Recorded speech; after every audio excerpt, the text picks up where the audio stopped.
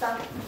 혈액이 움직일 수 있었어요. 순환할 수 있었던 원동력이 뭐다? 심장 박동이에요. 수축과 이완 운동이야. 1단계, 2단계, 3단계로 심장 박동에 대해서 원리를 우리가 저번에 배웠습니다. 첫 번째는요, 심장 자체가 커져야 돼요. 방과 실이 커진다고요. 첫 번째 단계 뭐다? 방실 커진다. 이완이에요. 이완 커진다. 커지니까 밖에서 혈액이 들어왔죠. 들어오니까 혈액이 차겠네. 됐습니까? 방에 차겠네. 어디서 어디로 들어온다? 들어오는 혈관은 정맥이죠. 정맥에서 어디로 들어온다? 심방으로 들어왔습니다. 두 번째 단계 보겠습니다. 혈액이 이미 들어왔어요. 심장 커지고 혈액이 들어왔어. 두 번째 단계 뭐예요? 수축해야죠. 케첩도 짜듯이 위에서부터 짜주세요.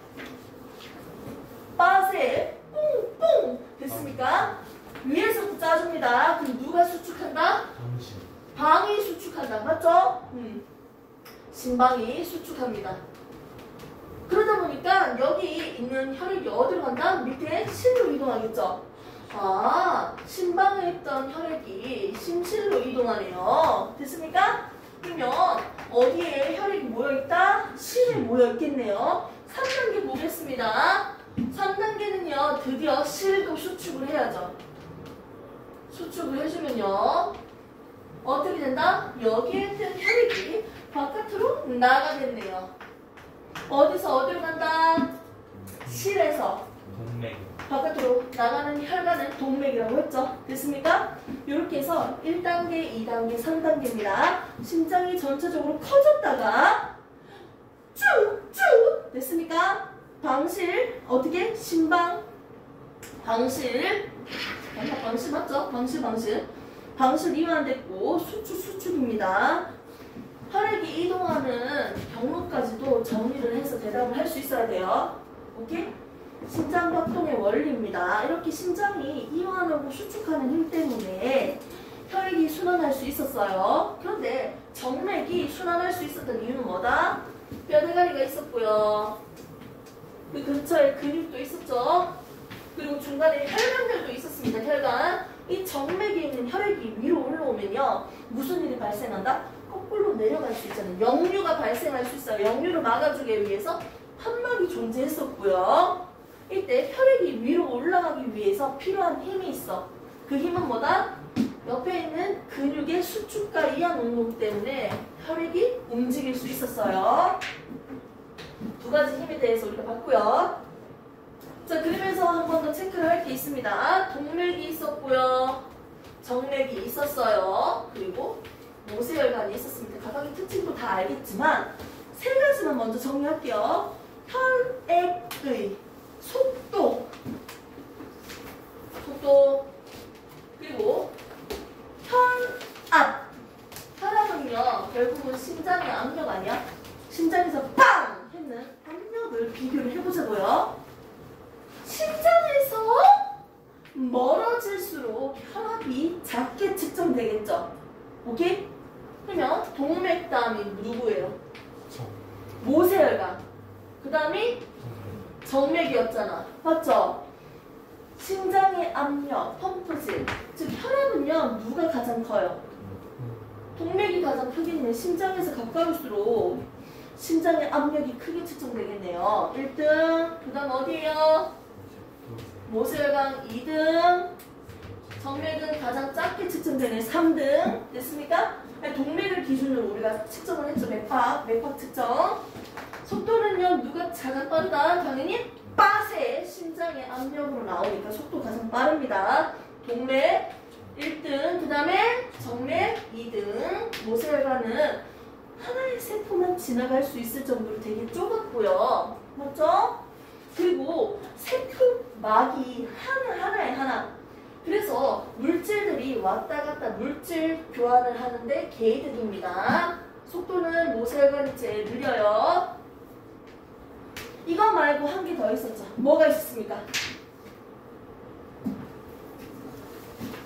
뭐가 있었어요, 오빠? 맞추면 뽀뽀. 미안해요. 대답할 뻔했어요. 자, 혈압, 속도 뭡니까? 뭐라고요? 근데 귓구멍이 안 좋아서 안 들려요. 두께. 또. 어? 어? 표면. 이게. 많이 힘들어? 두께. 두께 해볼까요? 두께는 누가 제일 두꺼워요? 모서리는 과연 두껍다는 사람이 누구야? 처리해. 모서리가 누구야? 저요. 자, 버스에이지. 내가 지금 나오고 있는 모든 핏줄들이 다 두껍겠다. 자, 좋고요. 장난이고요. 자, 볼게요. 두께는요, 동맥이 가장 두껍고 탄력성은 뛰어납니다. 그 다음에 정맥이고 모세혈관은 겁나 얇아요. 한 층에 세포층으로 이루어져 있습니다. 물질병학의 내용이죠. 자, 표면적이 가장 넓은 건 누구예요? 다 잘라가지고 바닥에 깔아있는데 가장 표면적 넓은 건 모세혈관. 그 다음에 정맥, 세 번째 동맥. 됐습니다. 오케이. 자, 요거 대답 누구일지 몰라도 한번 해야겠다. 공주 체순환과 폐순환, 전체적으로 온몸 순환에 대해서 경로를 한번 대답을 해볼게요. 자, 어디서부터 출발하냐면요,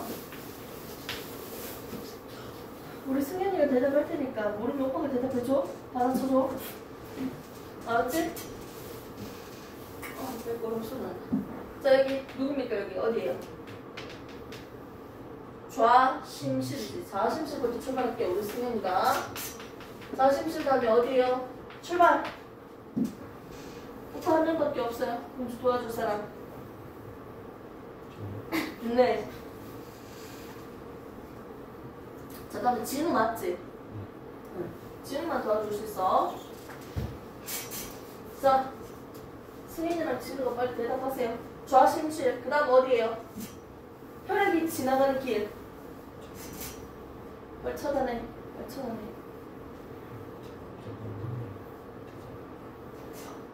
이거 하나도 안 되나? 구멍 어두워요. 그렇지, 그렇지. 그림을 조금 더 참고로 그려줄게요. 다 알겠지만. 자, 방실. 누구 얼굴이 방실거리지 한번 볼까요? 힘들어, 나도. 자, 여기는 좌고요. 여기는 우예요.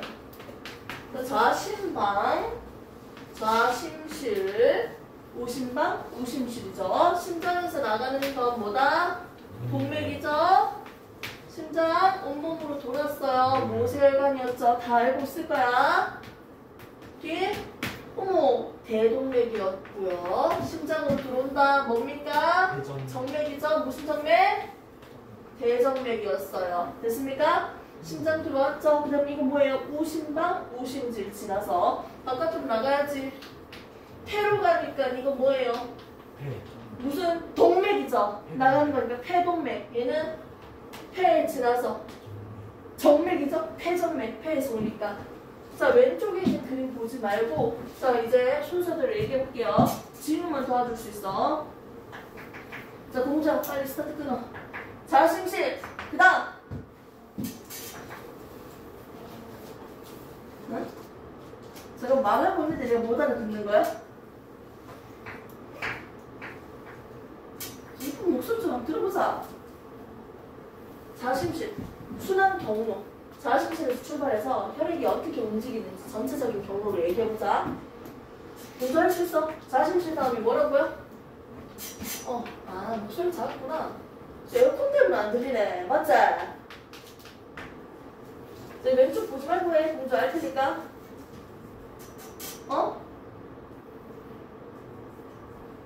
준우야, 헬프미. 목소리 너무 작아서 안 나온다. 모서리가 저희 좀 작은데.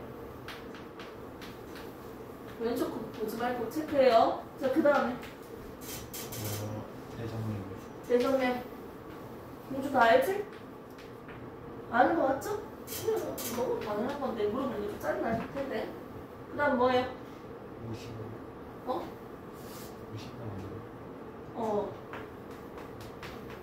오심방, 오심실.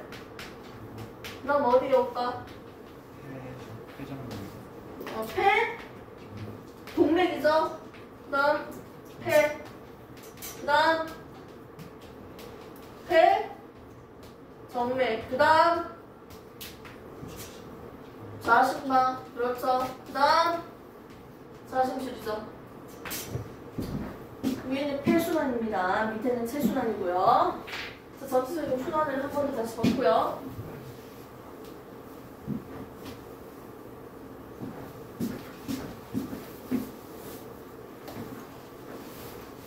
내용을 더 다시 할 수는 없고요. 시간이 많이 없으니까. 자, 배설비 봅시다. 순환계의 주 목적은 뭐라고요? 순환계. 혈액. 순환하는 이유는 뭐예요? 순환계 주 목적. 물질 운반이에요. 운반. 그래서 배설계. 이거 배설 맞아요? 맞습니다. 자, 배설이라는 말이 있으면 무슨 말이 있죠? 배출이라는 게 있어요. 자, 배설과 배출을 나누는 기준을 아는 사람. 알죠? 그렇지, 똥. 이거 똥이에요, 똥. 됐습니까? 그럼 정확한 용어 개념이 뭐라고 했어요? 화학 반응을 통해서 만들어진 물질이 나가는 거는 배설. 화학 반응의 결과랑 상관없이 그냥 찌꺼기가 바깥으로 나가는 거는 배출이라고 했습니다. 근데 이 배설에서도 누구는 예외다? 땀은 예외라고 했어요. 왜냐면 얘도 화학 반응으로 만들어진 물질이 나가는 거잖아요. 할 수 있는데 땀의 역할은요, 다른 기능이었어요. 체온을 조절해주기도 하고요. 노폐물 그냥 나가는 거니까요. 체온 조절하는 게 더 가장 큰 역할이니까요. 사실 배설에 넣지 않습니다. 됐습니까? 주 역할 때문에 배설에 넣지 않은 거고요. 자, 우리는 배설과 배출이라는 말이 있는데 이제 배울 거는 배설입니다. 배설에서도요, 오줌 만드는 거, 신장, 또 다른 말로는 콩팥이죠.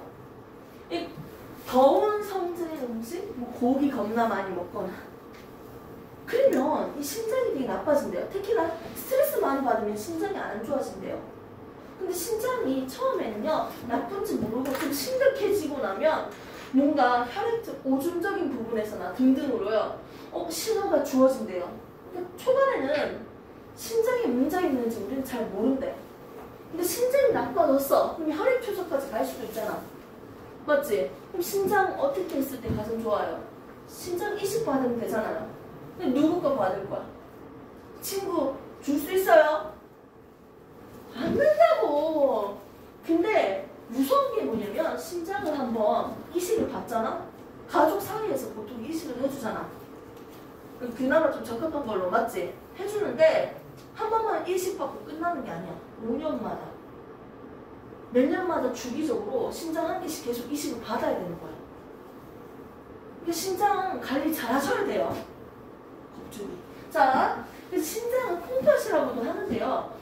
선생님, 배 쪽이 아니고 이 등에 콩나물 대가리처럼 생긴 게 두 개가 있어요. 이게 바로 신장입니다. 예전에 이걸 그렸더니 누가요? 알팟이다. 알팟이다. 여팟이다. 이렇게 얘기를 하더라고. 자, 아무튼 신장은 두 개가 있습니다. 예전에 내가 항상 하는 얘기 중에 하나가 있는데, 그 어떤 대학생, 서울대생인가? 어느 학교인지 몰라요. 이거 그냥 설이에요, 썰. 여자친구 명품백 사주려고 자기 신장 하나 팔았대요. 미친 거 아니야, 이거? 자, 보고 있습니까? 네. 자, 아무튼 이게 콩팥이 두 개로 이루어져 있는데 이마는 결국은 어떤 역할을 할까요? 이게 왜 필요할까? 배설계라는 게, 이런 게 콩팥, 중간에 오줌간 해가지고 방광. 남자들이 겁나 오래 참더라. 오줌 한 번 쌀 때 겁나 많이 싸죠. 미안해요. 이건 내 맘대로 이렇게 지키는 말이에요. 오줌 양이 좀 많지 않나요? 방광도 좀 크고, 여자 같은 경우는 자궁이 있으니까 어느 정도 자리적인 부분은 좀 좁을 것 같은데 그냥 막 지키는 말이었고요. 자, 아무튼 방광도 있고 신장도 있고 이런 것들, 이 배설계는요 왜 존재할까요? 오줌 먹어요? 오줌이 몸에 좋은 거면 먹어야 되는 거 아니야? 오줌 왜 안 먹어? 더러우니까? 네 몸에서 나갔는데요? 혈액에서 나간 건데 더러워? 노폐물이니까요. 노폐물을 몸 밖으로 배설시키기 위해서 필요한 게 바로 배설계 역할입니다. 오케이? 몸 안에 쌓아두면 안 되니까요. 바깥으로 내보내기 위해서 배설을 담당하기 위해서 필요한 게 배설계라고요. 노폐물 내보내는 게 주 역할이겠네. 이 배설계는요. 오줌을 만들기 위해서 필요한 기본 단위라는 게 있어. 생명체는 세포로 이루어져 있고요. 벽돌집은 벽돌로 만들어졌습니다. 그러면 오줌을 만드는 이 배설은요. 기본적으로 사구체, 보먼주머니, 세뇨관으로 이루어져 있습니다. 이게 바로 기본 단위예요. 여기서 잠깐만 추가를 할게요. 심장에 있습니다. 심장에서 혈액이 온몸을 돌잖아요. 우와, 돌잖아요. 그리고 다시 심장으로 들어가잖아요. 어딘지 몰라도 이 어딘가에 뭐가 있을까요? 나 심장이야. 콩팥이 있겠죠. 됐습니까? 그러면 심장으로 들어가는 혈관은 뭐예요? 동맥이에요. 동맥. 대동맥은 몰라도 그냥 동맥인 건 안다고. 맞죠? 그러면 콩팥을 지나서 노폐물이 걸러지고 다시 심장으로 들어갈 거 아니야. 심장에서 나가는 혈관은 뭐예요? 대정맥인데 정맥이지. 맞죠? 스타트 끊어볼게요. 먼저 혈관이 좁아질 거예요. 좁아지면서 실처럼 뭉쳐져 있네요. 실사 해서 실처럼 얇은 혈관이 구처럼 뭉쳐져 있어서 얘를 뭐라고 했다? 사구체라고 했죠. 그러고 난 뒤에 다시 몸속으로 지나가겠네요. 지금 혈관만 그렸습니다. 그럼 여기에 들어가는 혈관의 이름은 뭘까요? 동맥이겠죠. 됐습니까?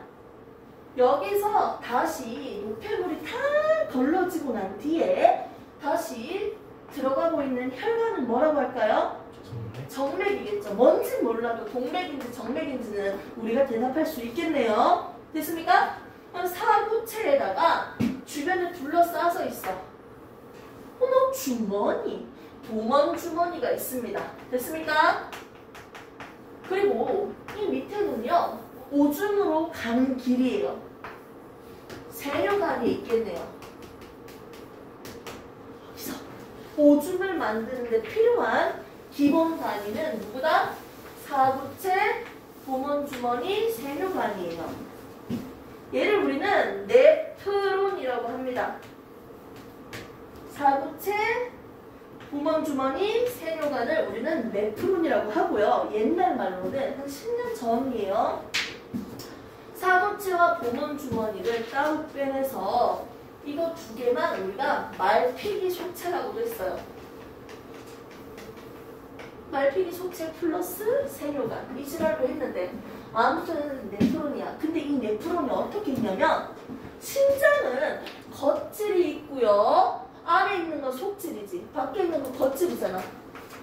겉질과 속질로 나눌 수 있는데 이 겉질에 사구체와 보먼주머니가 있고요. 속질에 세뇨관이 있습니다. 사구체, 보먼주머니, 사구체, 보먼주머니, 세뇨관 이렇게 있어요. 겉질에는 사구체랑 세뇨관이 있구나. 사구체랑 보먼주머니가 있구나. 속질에는 세뇨관이 있구나. 이렇게 보시면 돼요. 근데 엄밀하게 얘기하면 보먼주머니는 그 사이에 걸쳐져 있어. 하지만 교재에서는 겉질에 사구체와 보먼주머니가 있습니다. 라고 기재되어 있습니다. 우리가 배우는 교육과정에서는 사실은 걸쳐져 있어요. 자, 아무튼 사구체와 보먼주머니랑 세뇨관이 오줌을 만드는 기본 단위인 네프론입니다. 이런 네프론이 한 개만 있는 게 아니고 졸라 많이 모여서 하나의 심장 완성이에요. 오케이? 이제부터 오줌을 만들어야 되는데 어떻게 만드는지 봅시다. 혈관이 좁아지면요. 아니 지나가는 혈관이 야! 똑같은데 혈관이 좁아지고 있잖아요. 미안해. 육갈 뻔했다. 육등이다. 자, 혈관이 좁아지죠? 안 압력이 세져요. 상대적으로 압력이 센 곳에서 압력이 작은 곳으로. 무슨 차이에 의해서? 압력 차이에 의해서 여가가 일어납니다. 1단계에 뭐가 일어난다? 여가. 당연히 여기 있는 혈관벽을 뚫고 나와야 되기 때문에 크기가 작은 친구들만 여가 될 수 있어요. 여가가 되고 나왔던 물질들, 여가액이 여기 고여 있겠네. 보먼 주머니 여가액이. 어떤 친구들이 나왔을까요? 물과 함께 녹아서 이동하는 거 있어. 같이 무기염류, 나트륨 막 이런 거 됐잖아. 오, 야, 그게 나을 수도 있지. 근데 그건 안 적게, 바이타민 안 적게. 자, 그리고 내가 먹어서 흡수했던 영양소, 걔들도 크기가 작거든. 누구다? 포도당. 또 누구? 단백질 분해 산물, 채소 분해 산물, 아미노산. 20가지 이상의 아미노산이 있다 했잖아. 얘들도 있겠지. 오케이, 됐습니까? 그리고 아니 우리 몸에서 만들어지는 노폐물, 배설물 중에 하나가 요소였죠. 요소 설명 잠시 할게요. 우리가 먹어야 되는 3대 영양소 뭡니까? 탄수화물, 단백질, 지방이었죠. 기억납니까? 얘들은 공통적으로 탄소, 수소, 산소로 이루어져 있다고 했고요. 단백질 같은 경우는 질소까지도 포함되어 있다고 했어. 얘들은 공통적으로 이거 먹고 나면 만들어지는 배설물이 뭐였다? 이산화탄소랑 수증기였어요. 또는 물이라고도 할 수 있고요. 그런데 단백질 때문에 만들어질 수 있는 노폐물이 누가 있습니까? 독성 물질인 암모니아였어요. 이만한 독성 물질이기 때문에 몸 안에 그대로 가지고 있으면 안 좋아, 위험해요. 그렇기 때문에 어디 갑니까? 간에 가서요. 암모니아랑 누구랑 이산화탄소랑 합성시키면 요소로 전환됩니다. 독성 물질이기 때문에 간에 가서 요소로 바꿀 거예요. 요소 형태로 오줌으로 나갈 겁니다. 혈액에 요소로 존재할 텐데 여가할 때 요소도 빠져나온다고요. 자, 노폐물 요소를 갖다 버려야겠네요. 오케이? 내가 방금 했는 말 무슨 말인지 이해돼요? 진짜? 내가 먹은 영양소 때문에 만들어진 노폐물 중에 하나가 요소다. 그 요소를 어떻게 여가 된다고요? 어머, 근데 여기에다가 갑자기 단백질이 막 나오고 있어. 적혈구 막 나오고 있고. 미친 거야. 단백질은 통과할 수 없습니다. 큰 것들은요. 입자가 작은 것들은 여가가 되고요. 이 여가액들 중에서 누가 내 몸에 필요할까? 포도당과 아미노산은 무조건 필요하겠지. 이거는 바깥으로 내보내면 안 돼. 나가면 뭐야? 오줌에서 포도당 나왔다. 이거 뭐야? 당뇨병이에요. 나가면 안 돼. 그래서 이마는 다시 어떻게 한다? 재흡수해야 돼. 혈액으로. 혈관으로 들어가야지. 흡수죠. 재흡수되는 녀석들 누구예요? 포도당 아미노산은 몇 퍼센트? 100% 재흡수된다는 거예요. 여기다 좀 같이 적을게. 그리고 물이랑 무기염료도 99%도 재흡수야. 바깥으로 나가겠지. 오줌 쌌는데 고체만 나와요? 돌만 나와? 똥똥똥똥. 자, 죄송해요. 자, 그래서 하루 동안 여가되는 양이 48리터라고 한다면 오줌으로 나가는 건 얼마일까? 60. 천안에 60리터 나가면 탈진 걸려요. 하루 종일 60리터 마실 수 있어요? 50%. 아니, 내가 예를 들어서 하루 종일 여가되는 여가량이 48리터다. 그럼 여기서 몇 퍼센트만 바깥으로 나갈까? 99%는 재흡수니까 1%만 나가겠지. 100분의 1만 얼마예요? 0.48 리터겠지. 0.48리터는 몇 밀리리터일까요? 480. 1리터는 뭐라고 했어요? 1000ml. 그렇지, 1000 밀리리터죠. 그럼 0.48은요? 480 밀리리터. 480. 어? 진짜 미안해. 장난도 쳤어. 다른 친구들 좀 대답 좀 해주세요. 질문 대답하잖아요. 1000배니까 공 몇 개 붙이면 돼요? 3개 붙이면 되잖아요. 480 밀리리터겠네요. 예를 들어서 48리터가 여가 된다고 한다면 사실은 아닙니다. 여기서 99%가 제흡수 될 거예요. 99% 제흡수입니다. 99% 제흡수. 제흡수 100%인 건 포도당 아미노산이에요. 됐습니까? 오, 잘하고 있어. 왜 이렇게 이뻐? 너무너무 잘하고 있네. 자, 물은요, 우리가 고1 때 배운 거 생각나요? 네. 자, 고1 때 세포는 세포막으로 둘러싸져 있어요. 기억나지? 세포막에서 일어나는 현상 두 가지 있었어. 삼투와 확산. 세포막은요, 인지질 이중층으로 구성되어 있으니까, 위아래 인지질 이중층으로 구성되어 있잖아. 이 이는 수용성이잖아. 물이랑 친하잖아. 수용성. 친수성이라고 적을게요. 그리고 지질은 뭐예요? 소수성이잖아. 기름이랑 친하잖아. 그럼 세포막을 엄밀히 얘기하면 이게 이중층으로 되어 있는데 세포 안과 밖은 대부분 물이잖아. 수용성이 많잖아. 수용성이. 생명체 내에서 60% 이상이 물이에요. 그러면 세포 안과 밖에 수용성이 많은데 그 사이에 기름띠가 이렇게 있다고 둘러싸져 있다고 생각하면 되지. 세포는.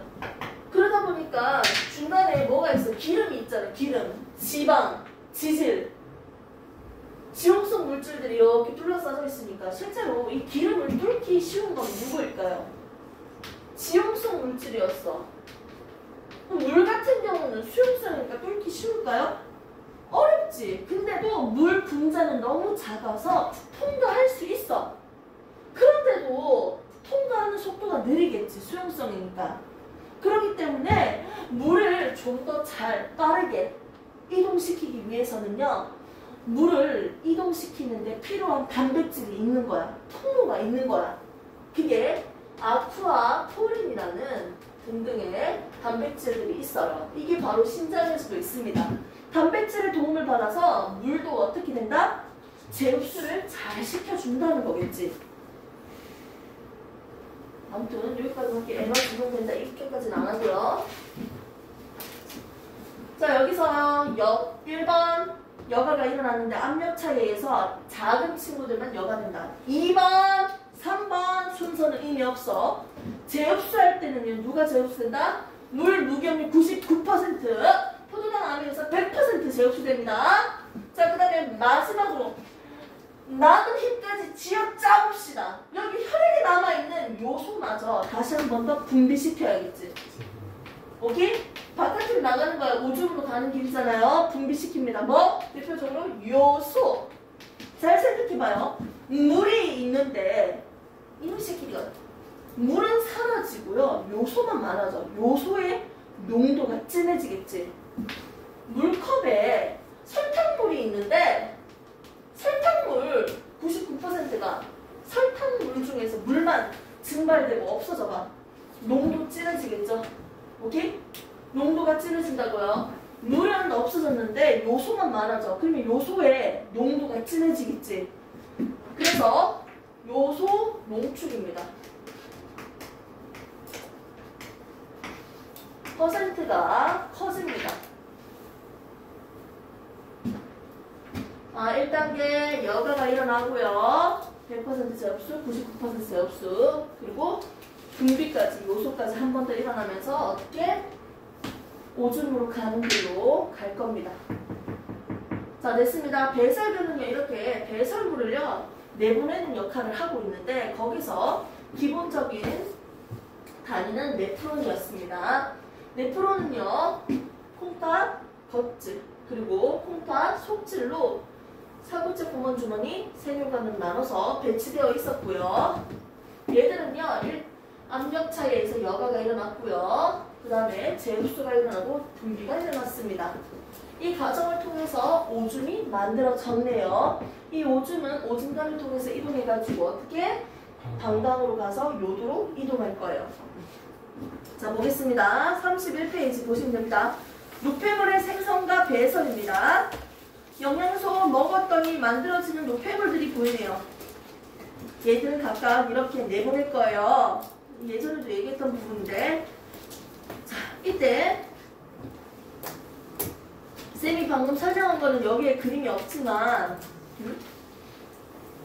여기에 그림은 없지만 선생님이 만들어준 프린트물에는 적는 곳이 있습니다. 그래서 뒷면 펼쳐주시면요. 나와있어요. 프린트물에. 그림이 나와있고요. 그림 참고해서 보시면 됩니다. 배설계. 이렇게 보시면 됩니다. 여가, 제흡수, 제분비 이렇게 있습니다. 여기 안 적혀져 있는 게 있죠. 물과 무기염료는 몇 퍼센트? 99% 제흡수 적어주시면 되겠죠.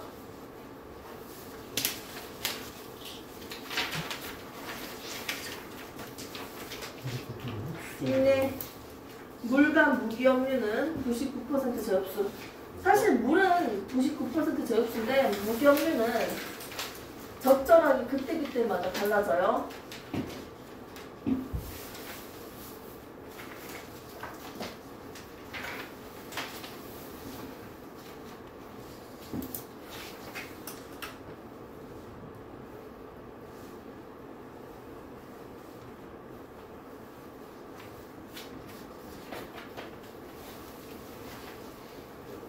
자, 이제 한 개만 더 볼게요. 여기서 추가적으로 조금 심하죠. 조금 심한.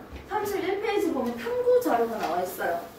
생콩즙으로 오줌 속 요소 확인하기 있습니다. 1번만 딱 보시면 답이 나와 있어요. 이미. 생콩즙에는요. 요소를 다시 분해시키는 뭐가 존재한다? 유레이스 효소가 존재한다고 했어요. 오케이?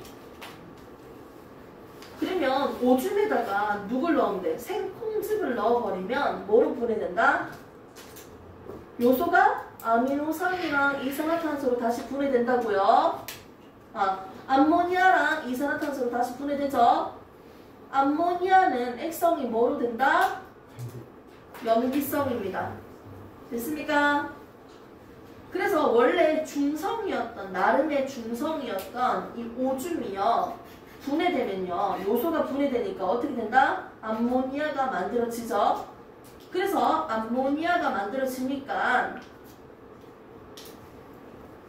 암모니아 맞죠? 만들어지니까 얘는 액성이 염기성이니까요. 무슨 색으로 된다?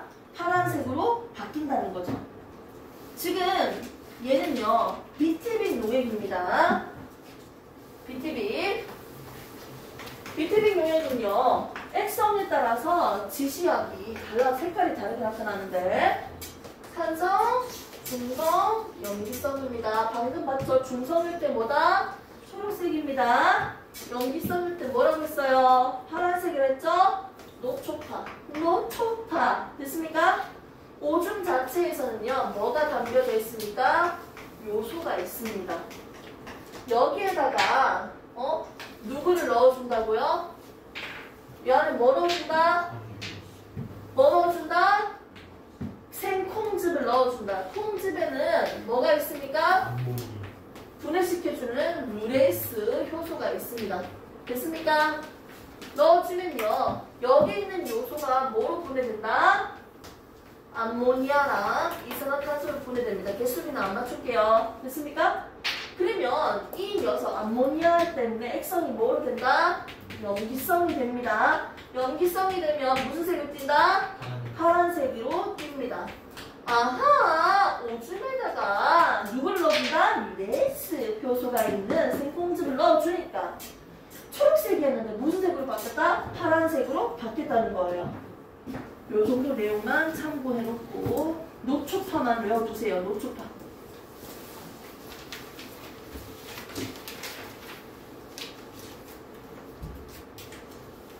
자, 질문할 것만 받고 마무리하도록 하겠습니다. 자, 32페이지 보시면 기관지의 통합적 작용입니다. 요거는 우선 생략할게요. 필요 없으니까. 물질 대사와 건강에 대해서 모든 내용을 빠짐없이 요약 정리했습니다. 이거 페이지 조금 되거든? 이거 별로 안 어려우니까 한번 다 읽어보고 관련된 문제 풀어오세요. 그리고 물질 대사와 건강은요 별로 안 어려워요. 이거 한번 읽어보고 문제 풀어오세요.